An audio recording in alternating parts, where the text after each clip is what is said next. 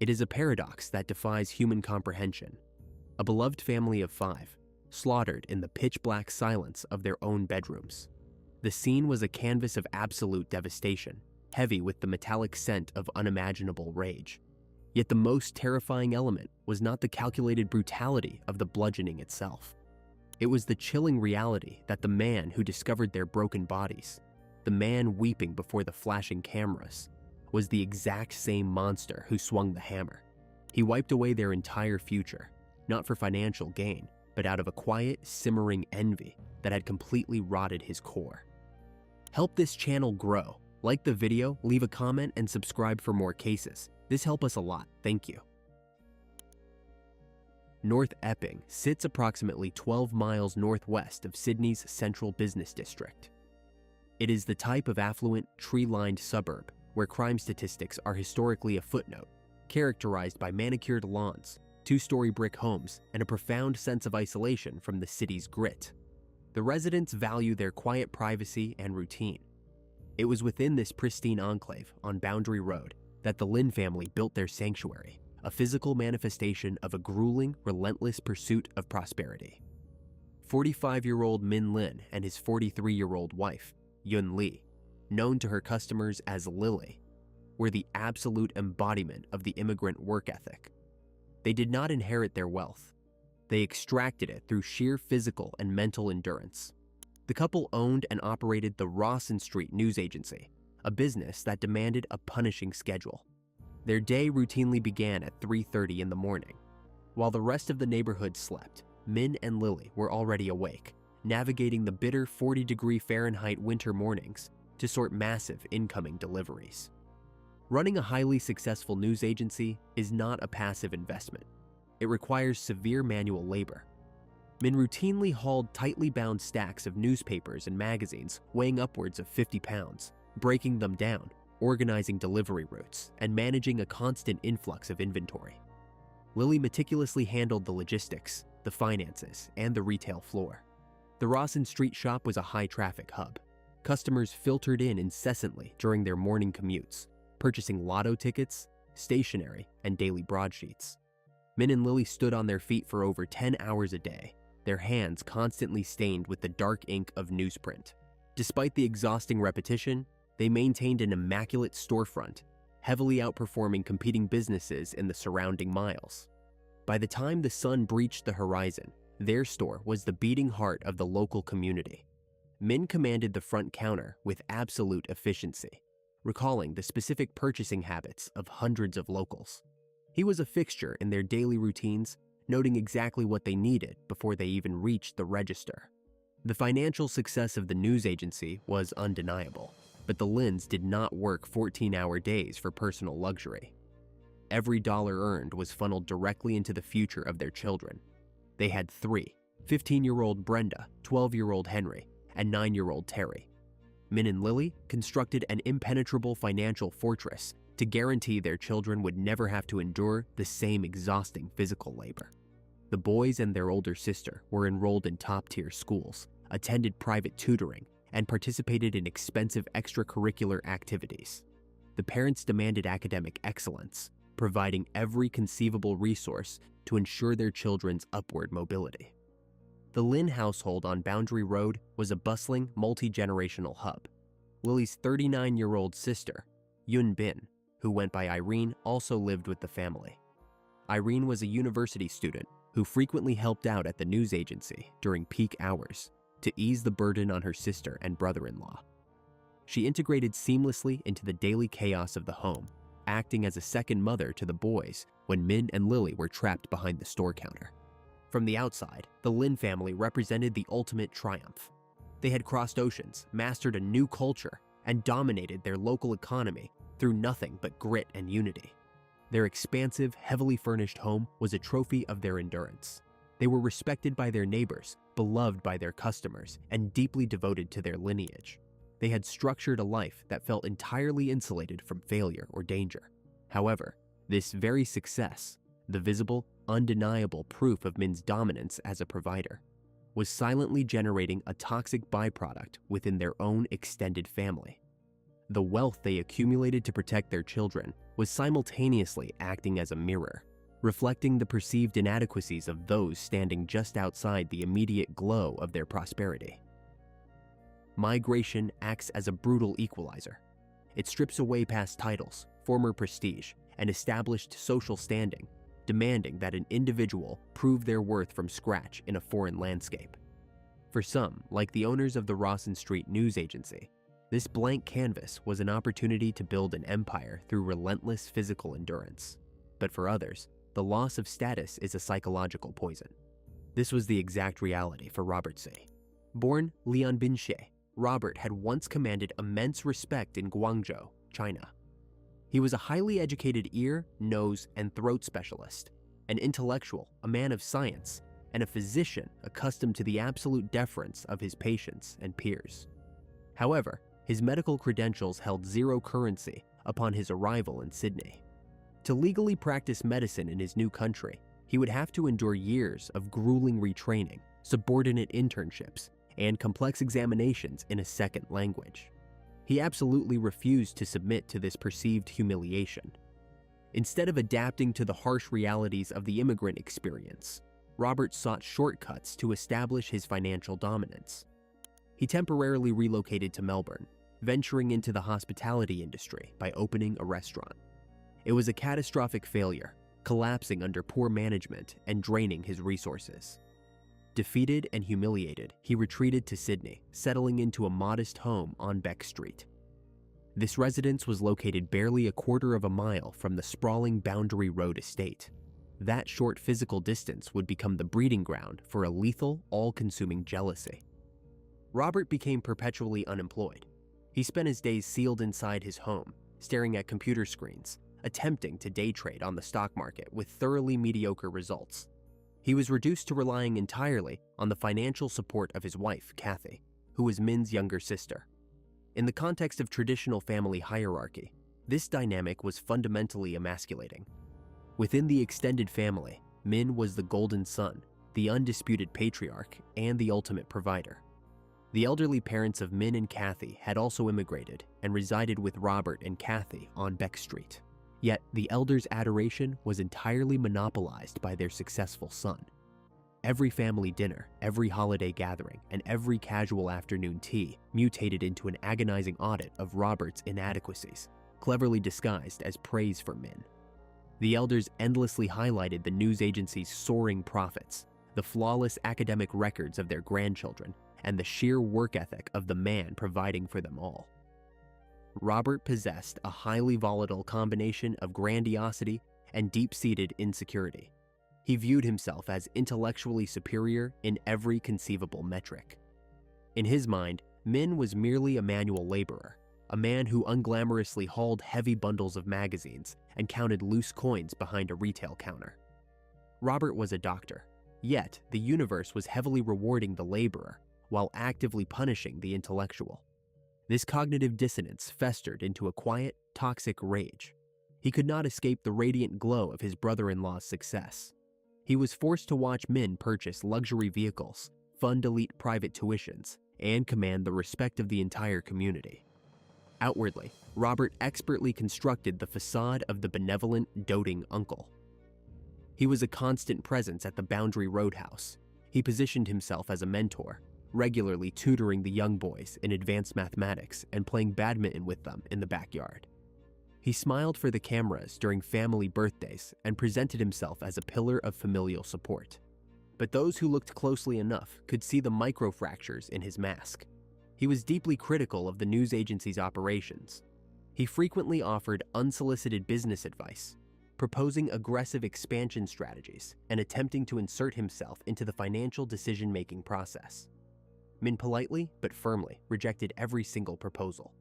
Min did not need the guidance of an unemployed relative who had already bankrupted a restaurant. To a narcissist like Robert, these gentle rejections were perceived as catastrophic, unforgivable insults. The concept of losing face was slowly destroying his sanity.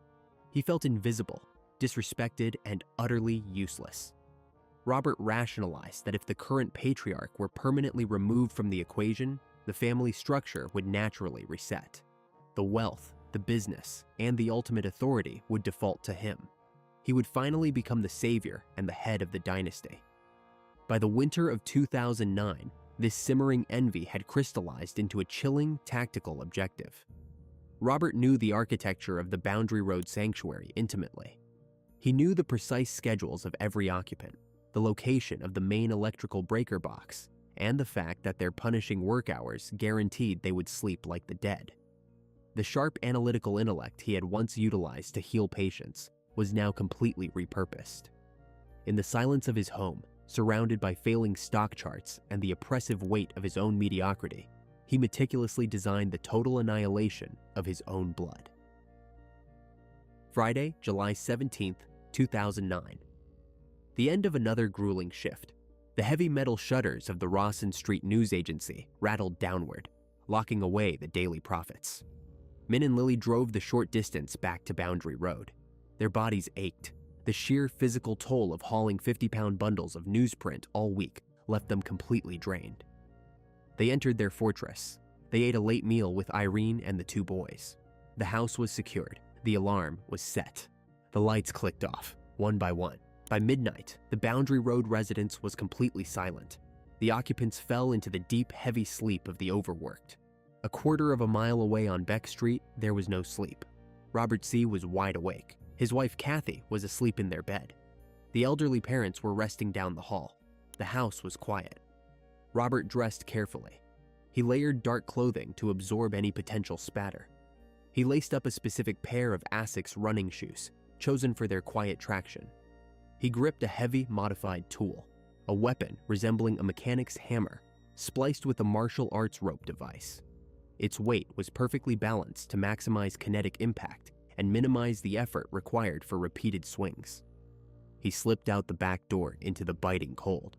The temperature had dropped to a bitter 40 degrees Fahrenheit. The winter air was sharp, cutting. He walked the familiar route.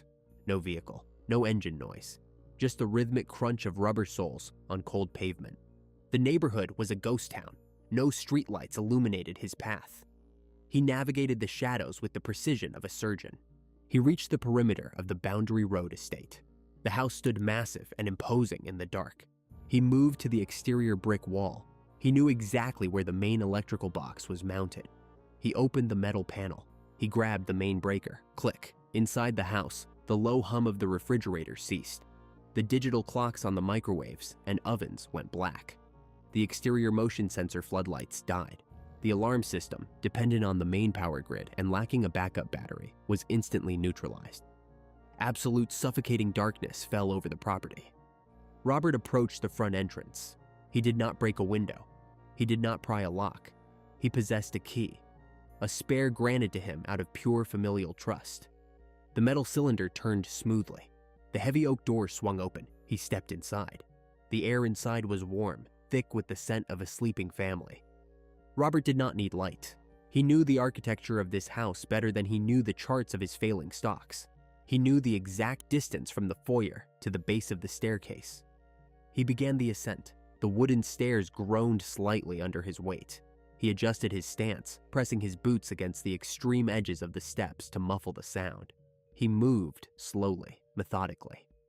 He reached the second-floor landing. 4 bedrooms, 5 targets. He moved to the master suite first. The primary objective, Min and Lily. The door was already ajar. The rhythmic, deep breathing of the couple echoed in the enclosed space. Robert approached the right side of the mattress. Min's side, the patriarch, the man who cast the shadow. Robert could not escape. He raised the heavy, weighted weapon high above his shoulder. The first strike was catastrophic. A sickening, wet crunch shattered the midnight silence. Min never woke up. The impact instantly neutralized his central nervous system. Lily jolted. The violent movement beside her severed her sleep. Before her eyes could even adjust to the pitch black, the weapon came down again. Short, brutal, unforgiving. The mattress sank under the sheer force of the blows. The breathing stopped. The atmosphere in the room shifted instantly. The warmth was replaced by the overwhelming, heavy metallic scent of pooling blood. It sprayed across the headboard, coated the walls, soaked deep into the heavy duvet. Robert did not pause. The adrenaline was peaking. The kinetic energy was already flowing. He turned away from the ruined bed. He stepped out of the master suite. The second door. Irene. She was a remarkably light sleeper. The muffled thuds from the adjacent room had disturbed her. As Robert pushed her door open, she was already moving. She sat up. The darkness obscured the intruder's face, but the threat was absolute. Irene fought back. She did not surrender to the shadows. She scrambled against the wall, kicking out, her hands thrashing in the dark to deflect the incoming strikes. The confined space of the bedroom became a chaotic battleground. The heavy breathing of the attacker, the desperate gasps for air, the dull, heavy impacts of metal crushing bone. She managed to deflect the weapon away from her skull for a fleeting second, taking the crushing blows to her forearms. Her bones snapped under the sheer force of the swinging hammer. But she was trapped. The assault was relentless. The weapon bypassed her shattered guard. It found its mark. The struggle ended. A heavy silence crashed back over the room, interrupted only by the steady dripping of liquid onto the carpets. 3 dead, 2 remained. The boy's bedroom was situated at the far end of the hall. 12-year-old Henry and 9-year-old Terry. The violent struggle in Irene's room had not been silent.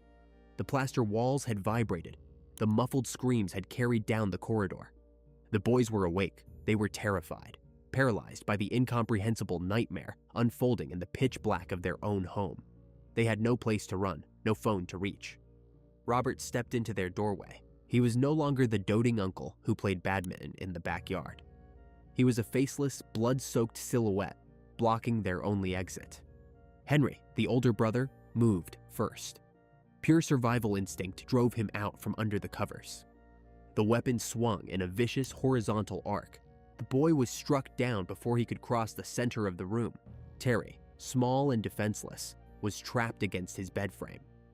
The sheer brutality required to annihilate a 9-year-old boy in his pajamas defies human logic. But Robert was operating entirely on the toxic fuel of his own envy. These boys were the heirs to the empire he coveted. They were the living extensions of Min's financial dominance. They had to be erased to reset the hierarchy. The strikes rained down. The overkill was staggering. It was not just a clinical elimination. It was a physical manifestation of years of deep-seated humiliation and rage. The structural integrity of the bedroom was completely compromised. Blood saturated the carpets, the school books, the toys. Then, it was over. The massacre was complete. The house was completely still. The only sound was Robert's own ragged, heavy breathing echoing in the dark. He stood in the hallway, surrounded by the total devastation of his own bloodline. The scent of copper was so thick, it burned the back of his throat. His muscles burned from the extreme physical exertion of swinging the heavy tool dozens of times. He looked down. In the darkness, he could not see the floorboard, but he felt the slick stickiness gripping the rubber soles of his sneakers. He took a step backward. His right foot pressed onto a section of the hardwood floor near the master bedroom.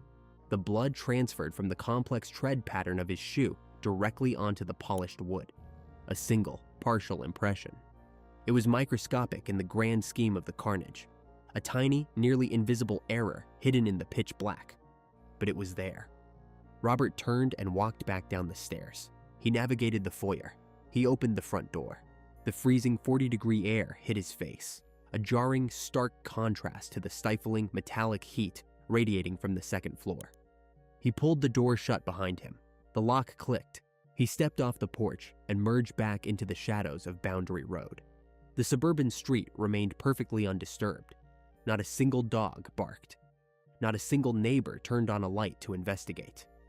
The affluent enclave slept on, completely oblivious to the fact that one of its most prominent families had just been violently wiped from existence. Robert walked the quarter-mile back to Beck Street. He slipped through his back door. He stripped off the dark, saturated clothing. He thoroughly cleaned the heavy, blunt weapon, ensuring no organic material remained in the grooves. He packaged the Asics sneakers for total disposal. He stood in the shower. He washed the blood from his skin. The physical evidence swirled down the drain, leaving behind only the cold, hard reality of what he had accomplished. He returned to his bed. He lay down next to his sleeping wife. He closed his eyes. He waited for the sun to rise. Saturday morning dawned crisp and bitterly cold over North Epping. By 5 a.m., the intersection outside the Rawson Street News Agency was already bustling with its usual heavy foot traffic. Commuters, construction workers, and early morning walkers pulled their coats tight against the chilling wind, anticipating the warm glow of the storefront and the familiar, efficient presence of Min and Lily. Instead, they found a solid metal barricade. The heavy steel security shutters remained tightly locked, anchored firmly to the concrete pavement. Massive bundles of the Saturday edition newspapers, weighing hundreds of pounds in total, were piled haphazardly on the frost-covered sidewalk, entirely untouched by the owners who usually broke them down hours before sunrise. For any other retail establishment, an unexpected closure might simply warrant a passing annoyance. For the Lynn family's meticulously run business, it was the equivalent of a blaring air raid siren. They had not missed a single morning shift in years. The community knew the owner's punishing work ethic intimately. A delayed opening was not a scheduling error. It was a definitive, alarming anomaly. As the clock pushed past 7 a.m., the crowd of frustrated regulars dispersed, rapidly replaced by a creeping communal anxiety. Whispers began circulating among the adjacent shop owners. Phone calls to the Lynns went straight to voicemail. The absolute silence from the usually hyper-communicative couple was terrifying. Just a few miles away on Beck Street, Robert Xie was already awake, carefully constructing the next critical phase of his grim theater. He knew the news agency had failed to open. He knew the frantic phone calls from neighbors were going unanswered. The timing of his next move had to be precise. Around 9 a.m., he positioned himself in his newly acquired role, the deeply concerned patriarch in waiting. He and his wife, Kathy, got into their vehicle and made the short, familiar drive to the Boundary Road estate to check on their relatives. The exterior of the massive brick home was perfectly undisturbed. The morning sun illuminated the manicured front lawn, revealing absolutely no signs of forced entry. Kathy used her spare key to unlock the heavy oak front door. They stepped into the expansive foyer. The house was freezing. The main electrical breaker remained tripped, leaving the interior trapped in a heavy, unnatural darkness, despite the bright daylight pressing against the drawn window blinds. Kathy called out for her brother. Her voice echoed off the high ceilings, met only with a suffocating, heavy silence. The air inside the residence was incredibly thick, tainted with an overwhelming, sickly sweet metallic odor that caught sharply in the back of the throat. It was the undeniable scent of massive biological trauma. They moved to the base of the staircase. The tension in the quiet house was agonizing. Kathy ascended first, her footsteps slow and hesitant on the hardwood. Robert followed closely behind her, navigating the exact same wooden steps he had climbed with a heavy weapon just hours prior. They reached the second-floor landing. The door to the master suite was wide open. The visual impact was absolute and world-shattering. The walls, the ceiling, the heavy oak furniture, everything was painted in dark, saturated crimson. The physical devastation inflicted upon Min and Lily was so extreme that Kathy's brain could not immediately process the carnage. The structural integrity of the bedroom had been turned into an absolute slaughterhouse. She collapsed heavily against the doorframe, her knees completely buckling under the sheer horror of the discovery. A visceral, soul-tearing scream shattered the suffocating silence of the Boundary Road sanctuary. Robert immediately launched into his meticulously rehearsed performance. He grabbed his wife, physically restraining her from entering the ruined room.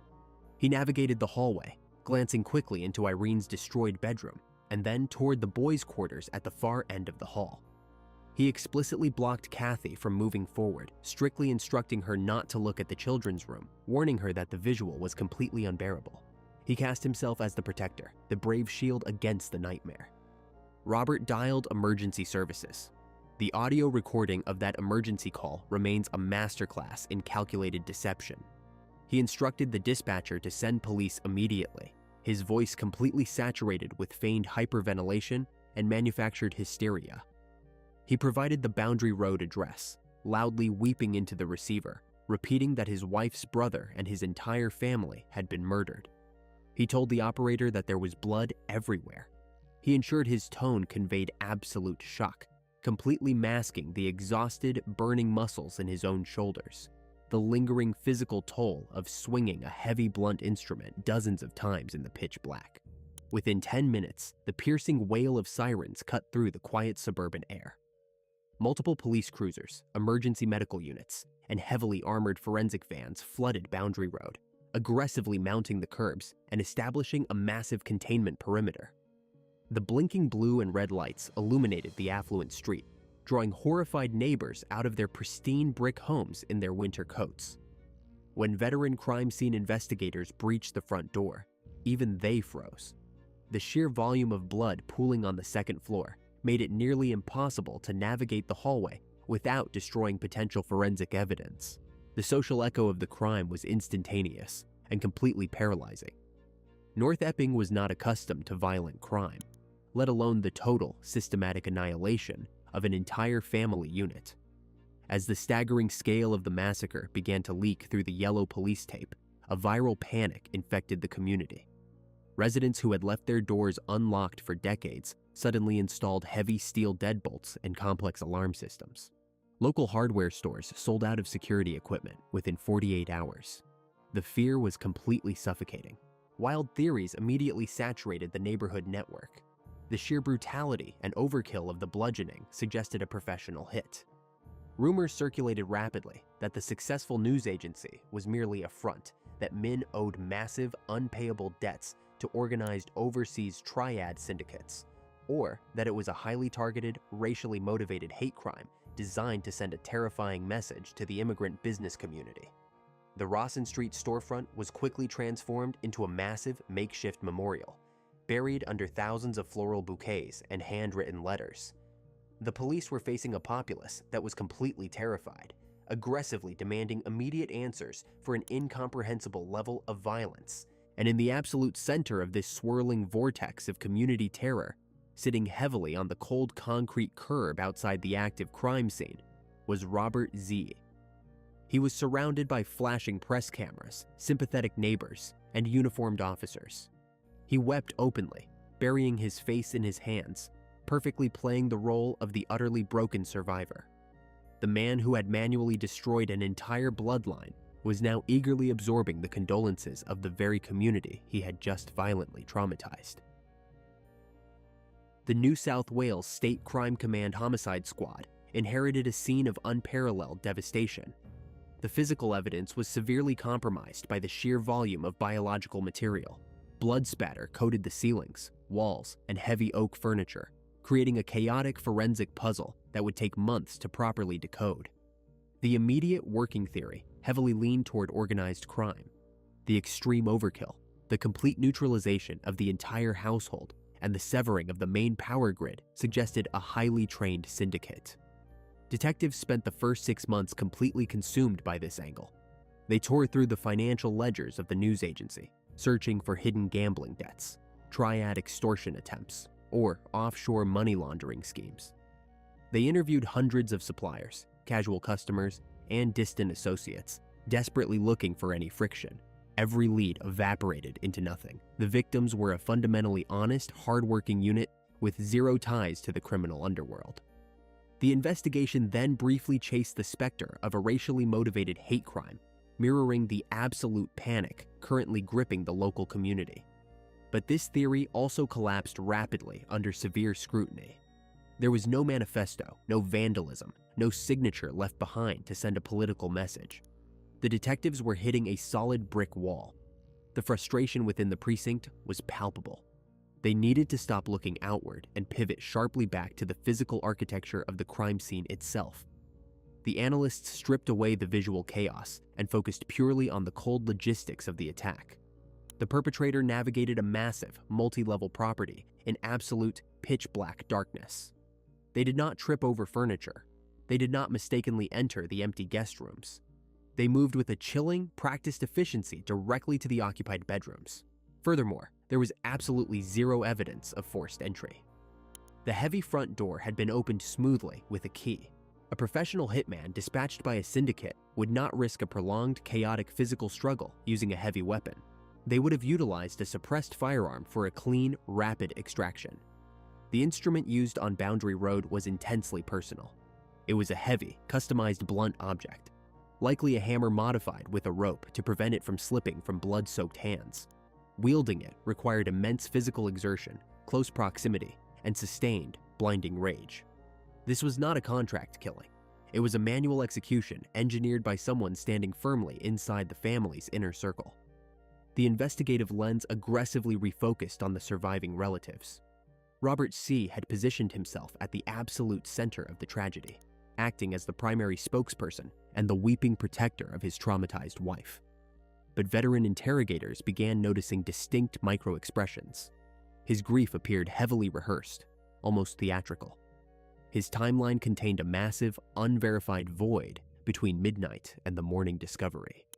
He confidently claimed to have been asleep the entire night, but the psychological profile being assembled by behavioral analysts suggested something far darker.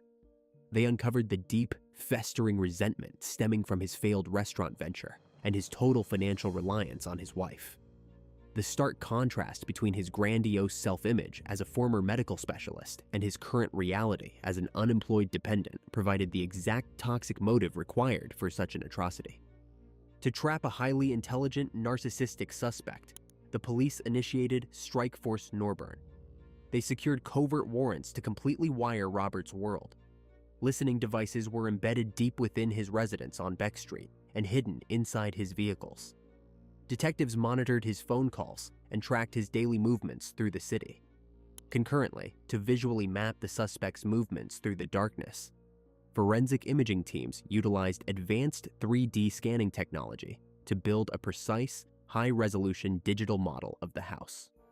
This high-end rendering allowed analysts to track the exact trajectories of the weapon swings and the sequence of the violence, definitively proving the attacker possessed an almost surgical knowledge of the victim's sleeping arrangements. The digital reconstruction completely destroyed the theory of a random home invasion. A terrifying psychological cat and mouse game developed. Detectives intentionally fed Robert fragmented pieces of information during casual interviews to gauge his reactions. He desperately attempted to steer the conversation back toward the triad theories, even offering unsolicited tactical advice to play the intellectual equal. The police allowed him to spin his web of lies, methodically building an impenetrable wall of evidence, while he remained completely unaware that every confident smile and frustrated sigh was being secretly cataloged. Despite the psychological certainty, the authorities needed physical, undeniable proof. It finally emerged from the microscopic analysis of the ruined master suite. Amidst the catastrophic damage, forensic technicians isolated a single, partial footprint, transferred onto the polished hardwood floor.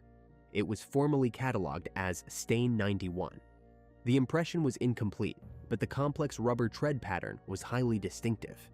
The authorities collaborated extensively with footwear manufacturing experts, eventually identifying the specific make and model, the Asics Galkyrios running shoe. The sizing was calculated exactly between a US 8.5 and 9.5. The surveillance net finally caught its prey. While actively monitoring Robert, detectives captured audio of him discovering that the police were inquiring about Asics footwear. The hidden microphones recorded the frantic sound of him destroying physical evidence. He was heard violently dismembering shoeboxes and aggressively flushing unknown materials down his toilet. Furthermore, forensic teams executed a search warrant on his home and found microscopic traces of blood matching the victims secreted away in the drain of his garage. He had meticulously cleaned himself and his weapons on the night of the slaughter, but the extreme volume of the carnage made total sanitization biologically impossible. The tactical patience of the detectives had paid off. The red herrings were entirely discarded. The net was pulled tight. The narcissistic facade of the untouchable doctor was completely shattered by a single, bloody footprint and his own paranoid whispers captured in the dark. The wheels of justice turned with agonizing slowness. On May 5th, 2011, nearly 2 years after the massacre, Robert Xie was formally arrested. What followed was a grueling legal marathon spanning 4 separate trials. The first aborted due to legal technicalities. The second derailed when the presiding judge fell ill. The third ended in a hung jury, the defense relentlessly attacking the footprint analysis, desperately attempting to resurrect the phantom triad syndicate theories. But the prosecution's narrative was an impenetrable fortress. During the final trial, the Crown systematically dismantled Robert's benevolent facade. They presented the covert audio recordings, the destroyed Asics shoeboxes, and the microscopic blood evidence pulled from his garage drain. They painted a devastating portrait of a severely narcissistic man driven to annihilation by pure, unadulterated envy. In January 2017, the fourth jury finally delivered the verdict. Robert Xie was found guilty on all 5 counts. A month later, he was sentenced to 5 consecutive life terms without the possibility of parole. The disgraced doctor was permanently isolated in a concrete cell, a stark, final demotion for a man who had slaughtered his own bloodline to steal their crown. Production note for freelance editors. When building the visual assets for this segment, utilize our standard 3D rendering style for the courtroom sequences. Keep the color grading stark and high contrast, ensuring it seamlessly matches the established True Crime Chronicles aesthetic. The Boundary Road estate was eventually sold, its dark history scrubbed clean by new owners. But for the lone survivor of the Lynn family, the nightmare is permanent. The eldest daughter was away on a school trip when her parents, aunt, and young brothers were violently slaughtered. She returned to a completely shattered world, utterly unaware that the uncle who eagerly took her in was the exact architect of her grief. Robert Xie did not just steal her family. He forced her to live with the very monster who erased them. If you are finished watching, you're a real fan of true crime. Subscribe to the channel, turn on notifications, and give it a like. See you in the next video.